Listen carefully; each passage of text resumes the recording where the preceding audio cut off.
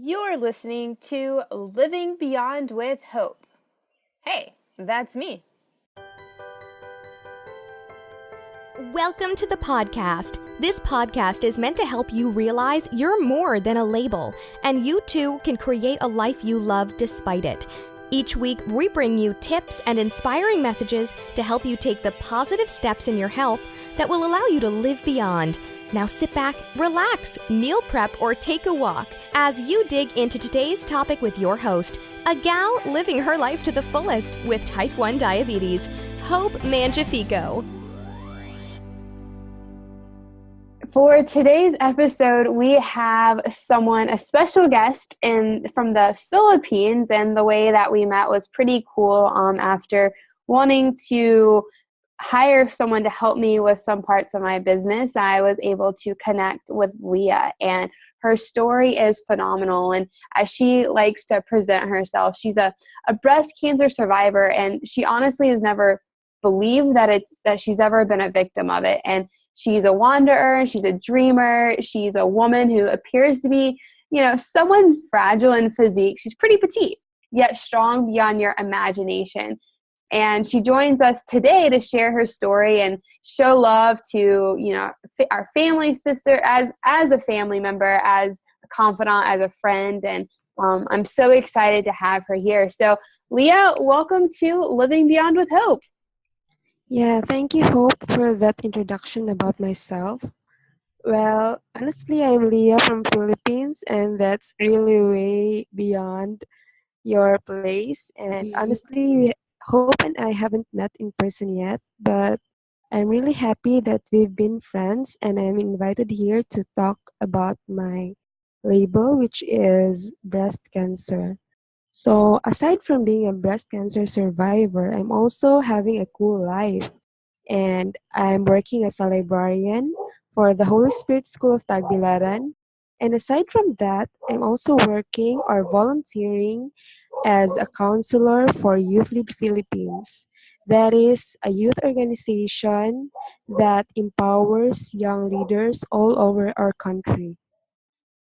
That's awesome. Yeah, I know you do so many great things, which is so cool and so inspirational, which is a reason why I wanted to interview you, because I just see, we're Facebook friends and I see your posts and they're so inspirational. And so, to kind of dive into that, when you, share your story, when you were diagnosed with breast cancer, and how did it impact you, your diagnosis story, and maybe that day, that specific moment of what was going on at that time. 2 years ago, I really felt that there's a lump in my left breast, and I have a friend at the Agnes Anyora, and I was accompanying her to her neurosurgeon wherein she's having her checkup. And then I told her about a lump in my breast. Then she and the neurosurgeon are friends. Then she told the neurosurgeon after her checkup about my lump. Then the doctor said that it's really somewhat like cancerous. So she advised me to check another doctor because she's a neurosurgeon and she's not specialized in breast cancer. At that time, I was really worried about my situation. But then I told Ate Agnes that not to talk about it to anyone else because it's somewhat something new and I need to process myself at that time. So good thing for Ate Agnes, she didn't tell anyone in our workplace about my situation, but she introduced me to some strong women who helped me with my label. Honestly, she introduced me to Tita Zen. Tita Zen is also a breast cancer survivor, and she survived breast cancer because of healthy living and healthy lifestyle. From Tita Zen, I learned about eating the right food, avoiding meat, and also some protocols and health lifestyle. Also from Tita Zen, I also learned about how to deal with stress and also how to help me improve my life and how to deal with breast cancer. Aside from that, Ate Agnes also introduced me to some other people like the monks who also prayed over me and helped me prepare myself. So by the time that I went to a surgeon and checked about the lump in my breast, the surgeon suddenly told me that we really need to have the lump removed. She immediately scheduled the surgery, and my friends were really shocked about it, and even my families were shocked, and they didn't thought that I really have the cancer. So it's quite funny that they were really somewhat crying for me, but for myself, I was really prepared at that time, and I was not even crying about it because I have already talked within myself and with God about my situation, and I have finally found inner strength within myself that I can handle this and I can face mastectomy. Is that's really, really good and moving. What was the transition for you? Like you learned all that and really got plugged in and understood what needed to be changed. So did that happen like immediately? I know you had to process some things, and then how did you go about making the change? I know you said you got plugged into some different kind of organizations, and I'm sure you probably did some researching, used some friends. If you don't mind just explaining, like how quickly that happened and how you went about making those changes. I think it happened for over a year because Ate Agnes and I were really close at that time, and she really introduced me to some people, but without my family and without my friends knowing about it. So my organization, the Youth Lead Philippines, and my other organization, the Lingkod ng Panginoon, which is Serving for God organization, doesn't know about my situation. So it is like somewhat inner realization or self searching. So I was able to talk to myself. It's like an inner research wherein I was finding myself during those times before letting others decide or letting others affect myself. So it was like at first I was being grounded with myself on how I can handle the situation first.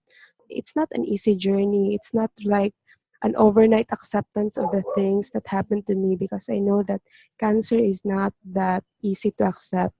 But by that time, I was at first not happy about it. I was like, why should I have this label? Why should I have this cancer? But then I realized that through the help of Ate Agnes and also through the help of those people whom she introduced to me, I was able to stay grounded and I was able to stay focused on my health and how I can manage to conquer these challenges. And finally, I was also able to change my habit, my lifestyle. I changed from eating meat. I used to go to McDonald's and other fast food chains before I realized about how those things or how the food that I eat impact my health. I also changed the way that I dealt with stress because, I used to work in a very stressful environment and I got so stressed easily. So after that, I researched and do some techniques on how to handle stress within myself because I realized that stress doesn't really necessarily come from other people. It is within ourselves. It is how we react to certain situations that can trigger our emotions deep inside ourselves. So that's it. Yeah, and I couldn't agree more. I agree with that 1,000%. And it's easier said than done, unfortunately, but we are so in control, which is the beauty of it. But it also puts a lot of responsibility on us. And so I think, I don't know, Yes, yes, I agree definitely. with that so much. So talking about that, like changing the diet and handling stress, because that creates so like a pretty unhealthy environment inside of our bodies, which leads to us getting sick. Like I know some days are probably easier than others. How long did it take you to kind of successfully embrace this lifestyle of, creating a lifestyle that doesn't put stress on your body and starting to consume the right foods? Like what was that process like for you and how long did it take? It took quite a long time.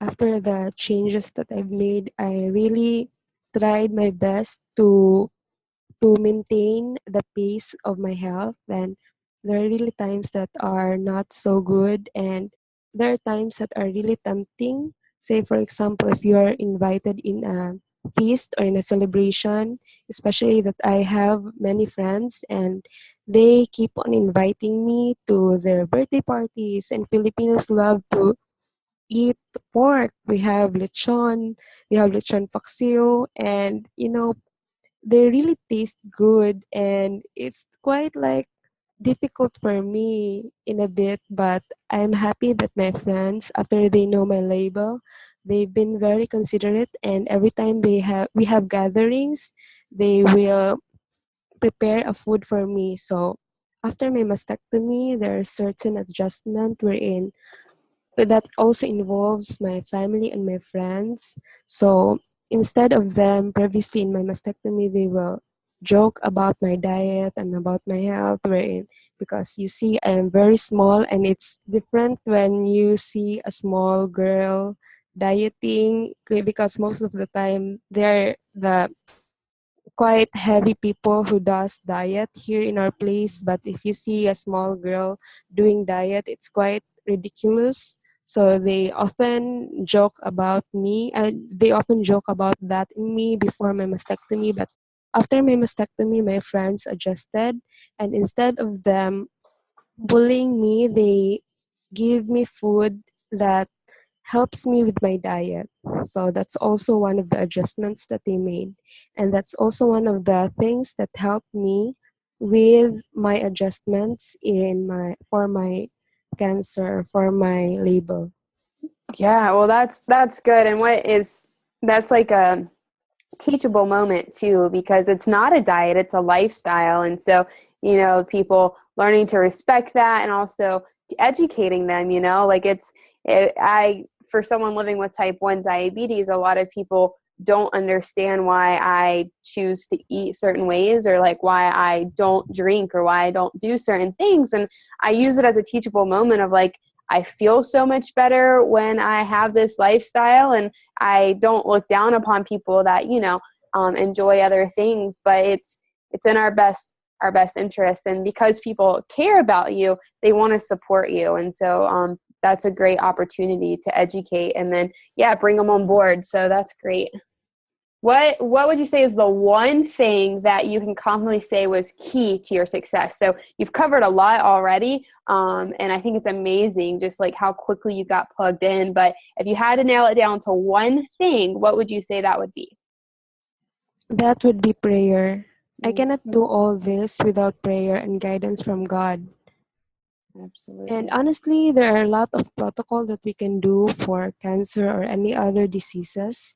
But if ever you don't have guidance from God, you can never really achieve the things that you want or the things that your body needs.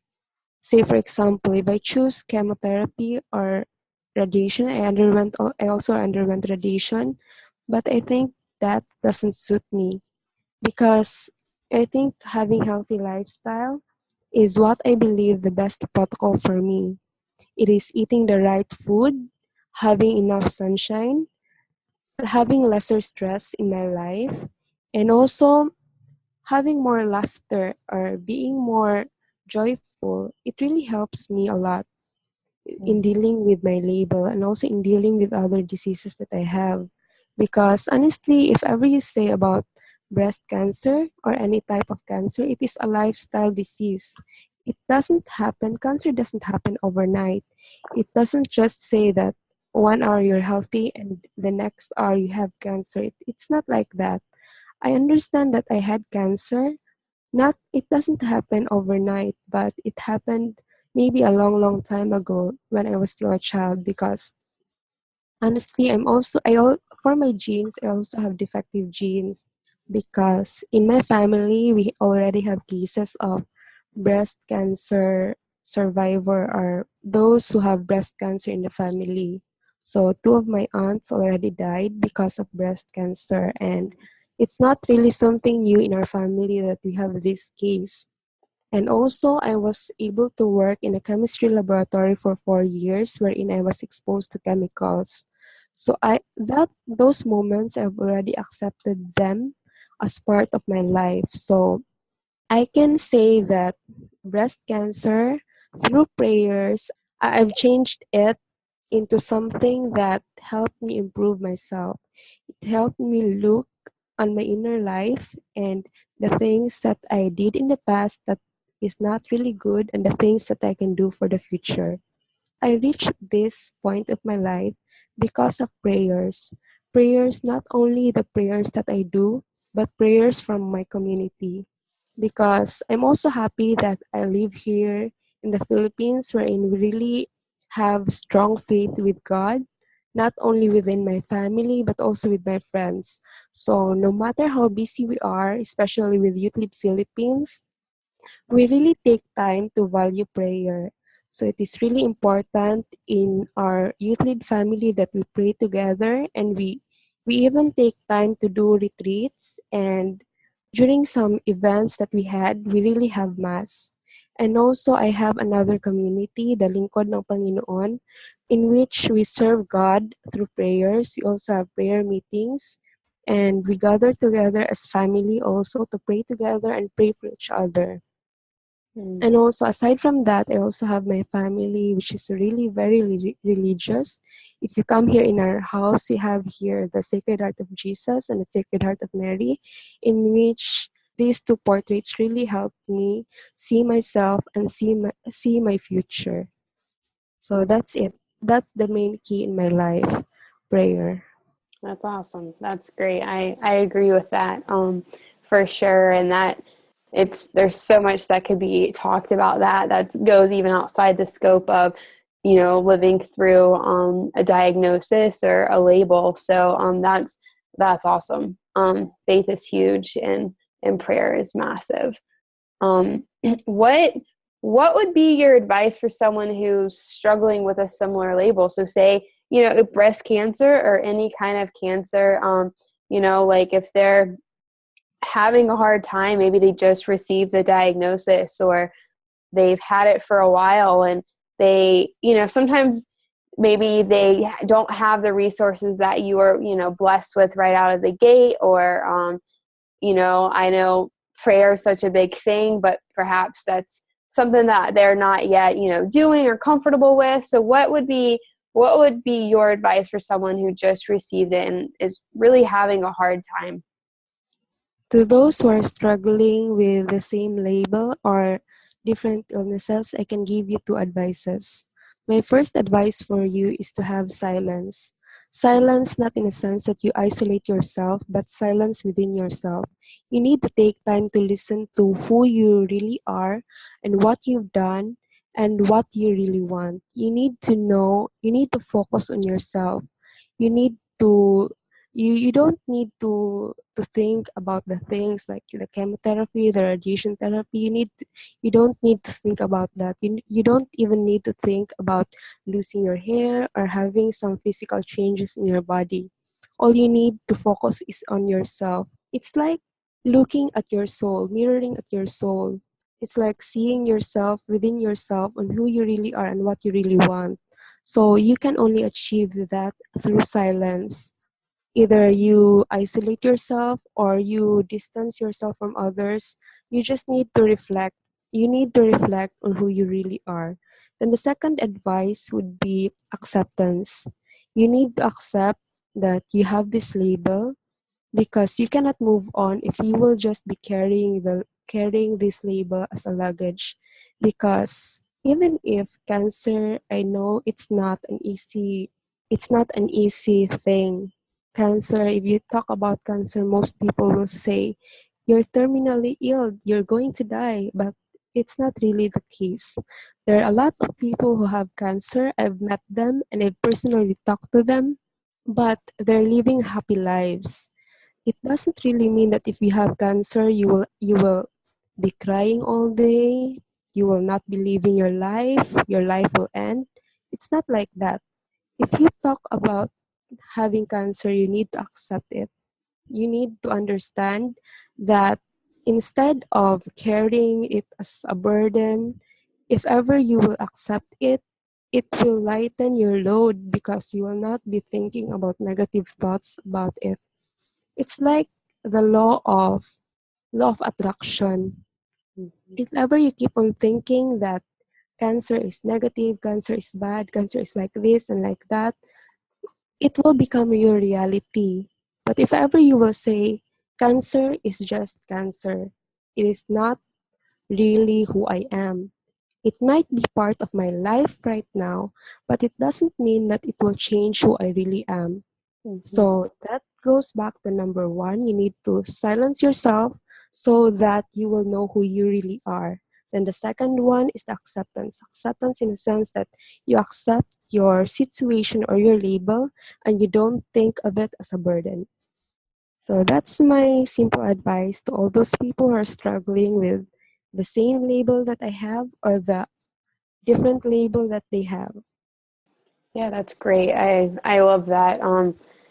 Gosh, I mean, I don't even need to elaborate on any of your answers, which is funny because you go so deep and they're so good. But I admit that like the stuff that you're talking about with acceptance and silence, like that and law of attraction, like that is something that I teach very well, but I struggle with myself. Like sometimes life just happens, and I notice like every day it's kind of a constant battle, but it's so true and so powerful, and so many people are aware. It's just it's not an easy task to do, and to recognize that if you're living with a label like cancer or even diabetes, like whatever kind of label you want to talk about, it can be managed well, and you have to recognize that how you acknowledge it is how it will play out in your life. And I see that all the time, and I swear it is not an easy an easy thing to process and to do. And that's one reason why this information, like Living Beyond with Hope and my website or whatever exists, is it's a daily, I don't want to call it a battle, but it's a daily, it's kind of like a battle, but you can always win. You just have to have like the right things to remind you of your ability to do that. So I believe in that so much. Yeah, definitely. Let's see. Are there any particular, now since you're not in the US or anything, I don't know, this is going to sound silly, but are there any particular resources you would recommend for someone with a similar label? I was going to say like a book or something, and there might be, I don't know, this is a goofy question, but there might be books that we can also read. But is there a specific resource that you would recommend? I don't know in the US if you have Kirigma Conference by Bo Sanchez. He has really some inspirational messages and he's really wonderful. He really inspired me and he helped me with dealing with my acceptance and my journey in life. So it's like Full Tank by Bo Sanchez. He also has some books like the Happiness Overload. It teaches you how to be happy with your life, how to accept your daily, even the simple things in life, how to be grateful. That is what he teach. So he's really good about it. And if ever you want to change your diet, maybe you can start with eating the right food. You can start with the blood type that you have because different types of body requires different types of vitamins or minerals. It doesn't mean that this thing worked for me, it will work for you because we have different needs. Maybe you have cancer because you lack some certain vitamins. As for my case, I understand that I have cancer because I also lack vitamin B6 for my blood because I've got hormonal imbalance. That's why I have some inflammation. Then you need also to understand that if you have cancer and if you undergo radiation and chemotherapy, I really advise you not to do that because chemotherapy and radiation are very toxic in your body. Although I had radiation way back on October to November, but I realized that it's not really good for my health because instead of having an alkaline body, I really tried my best to maintain the alkalinity of my blood. if ever your body turns into somewhat acidic, you're more prone to illnesses. But if you have alkalinized body, your immune system will be able to fight more diseases. So the radiation therapy that I had, it somewhat turned my blood into slightly acidic, but good thing that while I was there in Cebu, I also went to CITAM, that is the Center for Traditional and Alternative Medicine, wherein they also teach me how to alkalinize my body. They had Kangen water. I don't know if you have it there in US. The Kangen water is the water system that instead of having mineral water or purified water, which is acidic, Kangen water, it helps alkalinize the water that you have. So it's a Japanese technology that turns the water from, say, for example, the tap water. We can't say that tap water is really safe because it has some chemicals, it has lead, or some other elements that are not good for the body. But once you process it with Kangen system, it eliminates those chemicals and it turns the water into something that is really good for you. So that's the Kangen water. And the second one that I learned from the Center for Traditional and Alternative Medicine is that you can also use the Rife machine instead of chemotherapy because the Rife machine, it helps kill the viruses and parasites in the body. I've also learned from there that cancer is like a parasitic cell. Cancer cells eats the healthy cells in your body. That's why when it eats the cells, it turns into a lump, then it grows and grows as time goes by. But if ever you are using a Rife machine, it will help kill the parasites in your body. And that's what I'm also using as of this moment. And it really helped me with my well-being. So I think those are the things that I would recommend to those who have similar label with me. Yeah, that's great. Oh my God. I didn't even expect you to talk about some of that stuff, and I am so passionate, and some people are open to listening to it, some people aren't, about the power of having an alkalized body. I'm learning more about that every single day, and toxicity like you were talking about, it is unbelievable, especially here in the US, the amount of toxins that we get exposed to, and our food is always putting us in an acidic state. And the more I learn, I have become so passionate about that. And that's very, it is correlated with your diet significantly too. And that just like you talking about that just like made me cry a little, because it's when someone has a diagnosis and they understand what caused it and how, like, yeah, the minute you start becoming alkalized, your body's going to be so much stronger and a fighter. Like, that excites me. And it's just being willing to put yourself in a state like that. And it's not even hard. Like, we're here. I don't know if I've told you in the past. I know I've told some other people in the Philippines that, like, I've partnered with a nutrition company that alkalizes the body. That is their main purpose, to alkalize the body and to we can't claim it heals anything, but to help our sick world. And everything that you just said validates that so much. And hopefully eventually they'll be in the Philippines, because it'll allow yourself to help more people too, because I asked you to be on this podcast because you are so passionate and such a bright and shining person that, like, having a tool like what we have here to get it to the masses more easily and to help the world be healthier is so powerful. So that was a bit of a tangent on my end, but just the fact that you brought that up just like really hit home for me. So let's see. Okay, we're almost done. What is the one thing you're most excited to be able to do now that you've figured out how to live beyond breast cancer? What you've kind of hit upon a lot of, like, finding joy and friends and stuff like that, but like what excites you the most now that you are, like, your mindset is correct when it comes to living with breast cancer? Yeah, one thing that I really love and I'm excited to do this year and for the next for the next years to come is that I really love to travel. I want to travel the world and see what I can do and explore some things that I've never done before. And actually, I really love to visit Korea, South Korea, and also I want to go to Hong Kong and go there and visit, just travel and do some random stuff with my friends. So that I think that's the thing that excites me the most.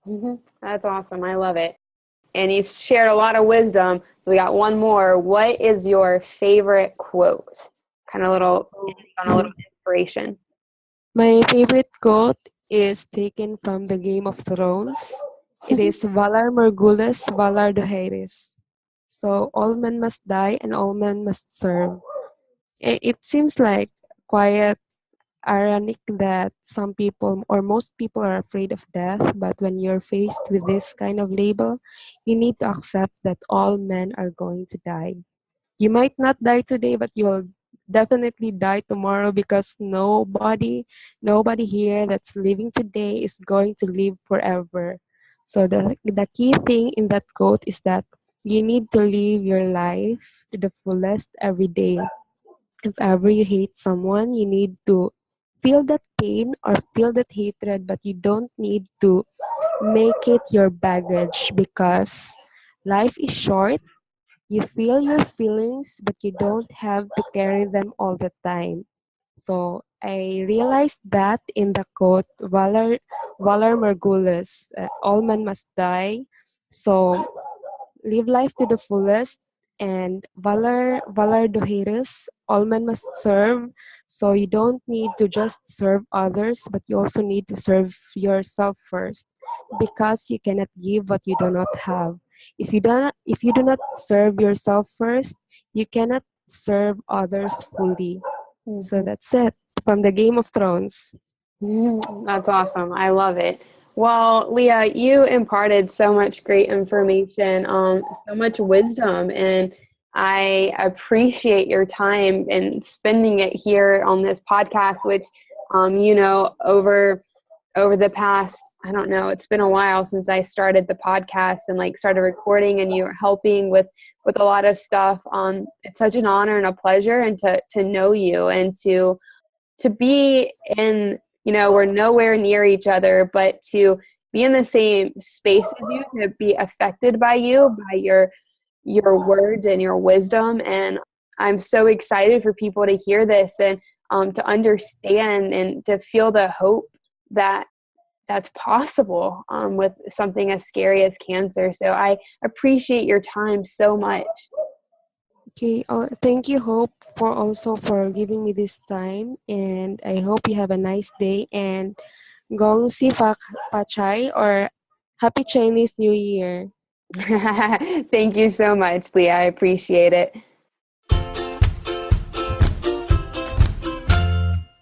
Thank you so much for hanging out with Leah and I today. It was such a pleasure to hear her story and to hear her wisdom. So thank you so much. And because of the way she talked about nutrition and alkalinity, today's episode was brought to you by the nutrition that I use and help share with the world to help them easily get their body in an alkalized state and to help rid their bodies of toxins so that they can more easily live beyond the label that they have. If you're interested in learning more about this nutrition that I don't go a day without because I want my body to be the strongest it possibly can be, please email me at hope Mangiafico, which is MANGIAFICO.com, and let me know that you're interested in how you can live beyond using this nutrition and get your body in that state so it can absolutely be the strongest and fight everything off. And if you enjoy this episode, please do not hesitate to give a review, because that allows me to know that it had an impact on you, that you enjoyed it, and that it is empowering you to live beyond. Until next time, have an amazing week and continue to live beyond.